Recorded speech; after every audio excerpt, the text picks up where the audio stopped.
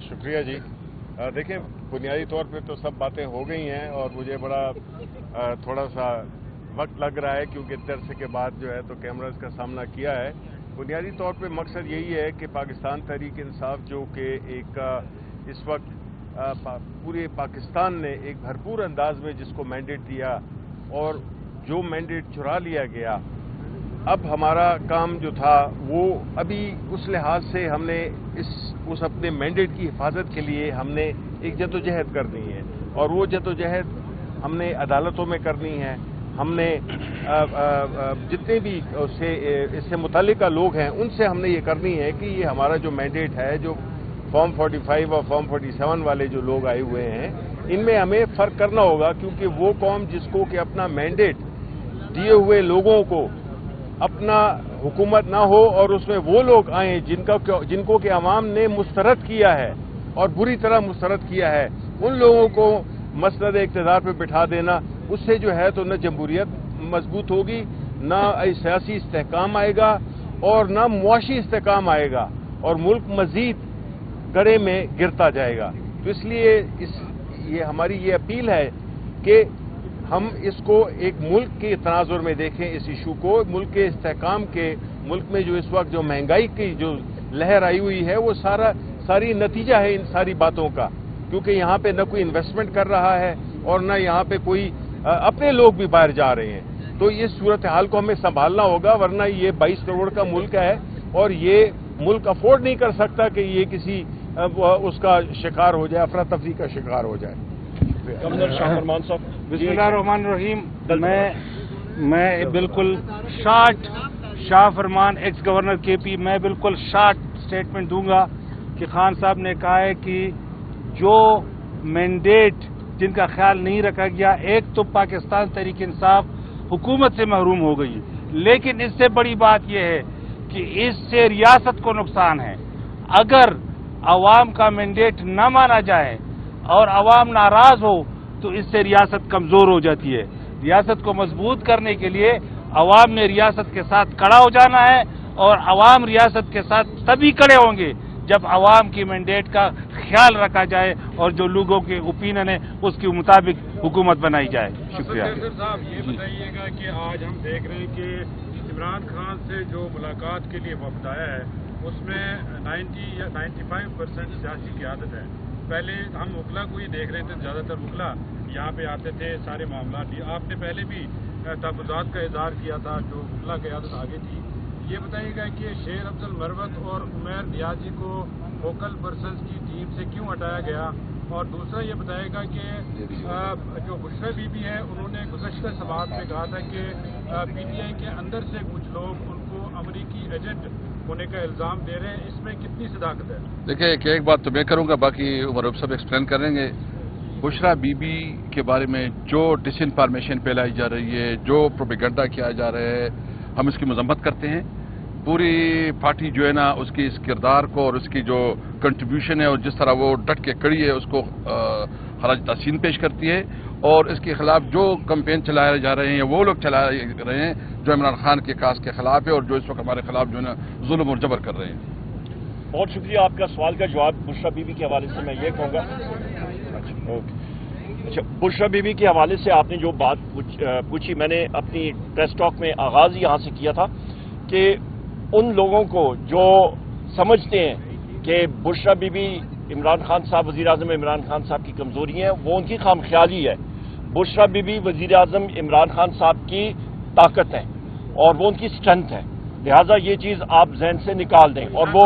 और वो मैं बात मुकम्मल कर लूँ, वो उनके साथ खड़ी रही हैं, खड़ी हैं और खड़ी रहेंगी। नंबर एक, उनके खिलाफ जो जहर देने का सिलसिला है, उनकी अभी मेडिकल चेकअप होगा, शौकत खानम के डॉक्टर्स होंगे साथ, तब वो कराएंगी। नंबर एक। नंबर दो, पार्टी ये खान साहब हमारे फाउंडर चेयरमैन है वज़ीर आज़म साहब, और वो उनकी स्वाबदीद है वो किस प्लेयर को किस वक्त आगे करें या पीछे करें या आप मतलब फील्डिंग के लिए साइड पे करें, कहाँ पे रख दें, वो वज़ीर आज़म इमरान खान साहब की स्वाबदीद है। अच्छा, खान साहब की ये भी स्वाबदीद थी कि जिन लोगों ने खाना 9 मई के बाद जो प्रेस कॉन्फ्रेंसिस की, PTI से मिला ताल्लुक हुए और इमरान खान के साथ भी और सियासत से मिला ताल्लुक हुए। आज 2 मुलाकातें जिनमें शाह फरमान साहब और सैफुल्लाह साहब शामिल, क्या आपका ये जो स्टांस था ये तब्दील हो रहा है इन लोगों को ये पार्टी ये सेक्रेटरी जनरल साहब मौजूद हैं, मैंने कभी कभी ये नहीं कहा कि मैंने पार्टी छोड़ी या सियासत छोड़ी। मैंने जो बात की थी वो ये थी कि मैं चूंकि एलिजिबल नहीं हूँ 2 साल के लिए, तो मैं अपने हलकों पर यूथ के लड़के खड़े करूंगा। वो खड़े हो गए और अल्लाह के फजल से दोनों जीत भी गए। अगर आप कहीं से ये चीज़ निकाल दे कि मैंने ये कहा है कि मैं पार्टी छोड़ रहा हूँ या सियासत छोड़ रहा हूँ, तो फिर आप ये सवाल कर सकते हैं। देखिए जी, जहां तक सैफुल्लाह खान नियाजी साहब का ताल्लुक है, मुलाकात आज खान साहब के साथ, वज़ीर आज़म साहब के साथ जरूर हुई है। इससे आगे और कोई ऐसी बातचीत नहीं हुई। और यहाँ पे ये भी मैं कहता चलूँ, यहाँ पे ऑन अब्बास भप्पी साहब यहाँ पे मौजूद हैं, इन्फोर्स्ड डिसअपीयर्ड पर्सन रहे हैं, हमारे सेनेटर हैं। ये जिस टॉर्चर और जिस अजियत से गुजर के आए हैं, और वज़ीर आज़म इमरान खान साहब ने खुद ऑन अब्बास भप्पी साहब को अहम जिम्मेदारी जनूबी पंजाब की संभाली और वो उसको बखूबी सर अंजाम दे रहे हैं। और जब ऑन अब्बास भप्पी साहब को ज़ेर हिरासत रखा गया था तो उस वक्त भी पार्टी इनके साथ खड़ी थी। Thank you. Okay ji, thank you. उसको हम लोग कंडेम करते हैं और जजेस के साथ हम लोग खड़े हैं, खड़े रहे थे, खड़े हैं, खड़े रहेंगे इंशाअल्लाह। अपने कायद कैदी नंबर 804 वज़ीर आज़म पाकिस्तान इमरान खान साहब से मुलाकात हुई। ये 8वीं दफ़ा यहाँ पे आ रहा हूँ और 8वीं दफ़ा में दूसरी बार मुलाकात हो रही है। बहुत कम वक्त के लिए मुलाकात हुई और अल्हम्दुलिल्लाह जो खान साहब का मैसेज पाकिस्तान की आवाम के लिए है वो यही है कि जो हमारा चुराया हुआ मैंडेट है 8 फरवरी का, उसके लिए हमने जस्तजू जारी रखनी है। इस वक्त जो अदलिया के साथ बिलखसूस वज़ीर आज़म इमरान खान साहब ने इस चीज़ पे बहुत जोर दिया कि हम लोग अदलिया के साथ खड़े थे, खड़े हैं और खड़े रहेंगे। और 6 जजेस जो हमारे इस्लामाबाद हाई कोर्ट के ऊपर जिस किस्म की इंटेलिजेंस एजेंसीज ने उनके ऊपर जोर लगाया, उनको धमकाया, हम लोग उनके साथ खड़े हैं। और जिस तरह के एक जज साहब के दामाद को ज़दोकॉप किया गया, टॉर्चर किया गया, लोअर जुडिशरी के जजेस को ज़दोकॉप किया गया और उनको उनके ऊपर प्रेशर डाला गया सिर्फ इसलिए कि वो कैदी नंबर 804 वज़ीर आज़म इमरान खान साहब के खिलाफ फैसले दें, तो हम लोग अपनी जुडिशरी के साथ खड़े हैं और हम लोग ये उम्मीद रखते हैं कि सुप्रीम जुडिशल काउंसिल और सुप्रीम कोर्ट फुल बेंच बना के इसकी हियरिंग करे और जिन लोगों ने ये काम किया है उनको कैफर किरदार तक जरूर उन इंटेलिजेंस एजेंसीज को पहुंचाना चाहिए। इसके साथ साथ वज़ीर आज़म इमरान खान साहब ने फोकल पर्सन्स की कमेटी पाकिस्तान तहरीक इंसाफ की वो भी उन्होंने अनाउंस की है,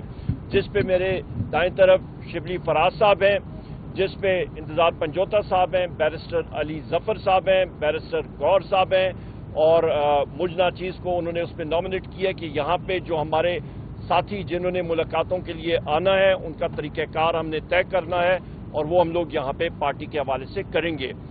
दूसरी अहम बात यह है कि बुशरा बीबी किसी को ये उनके ख्याल गुमान में नहीं होना चाहिए कि खुदा न खास्ता वो इमरान खान साहब की कमजोरी है। बुशरा बीबी वज़ीर आज़म इमरान खान साहब की ताकत है, वो खड़ी रही हैं, खड़ी रहेंगी इंशाअल्लाह ताला और खड़ी हैं इमरान खान साहब के साथ।